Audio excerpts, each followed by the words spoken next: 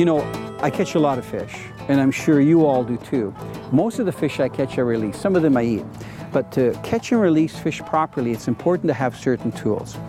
The number one, if the fish are, you're landing them and you've got a rough shoreline, is to have a net.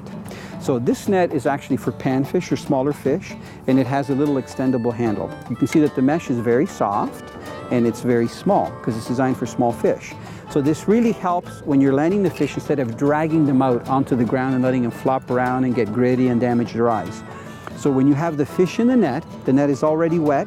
The net is a really good tool to use to hold the fish. So if I had a fish in my hands, it's much easier to hold. Now I have to take the hooks out and get the fish back in the water as quick as possible.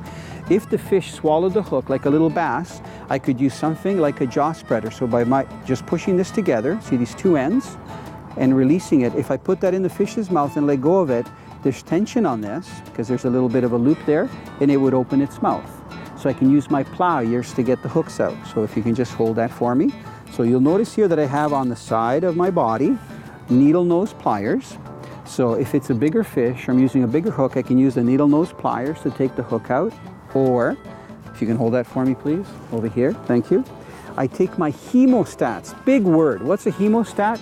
Hemostat is like a mechanism that locks, okay? So you can see down here, it's got teeth.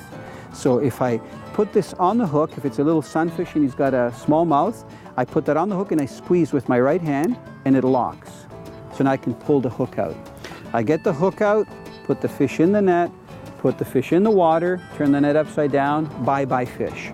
So I haven't handled the fish because I've held the fish with the mesh, because a lot of times you can take the slime off the fish, and I've taken the hook out as quickly as possible with my tools and I got it back in the water. So that's a very good catch and release.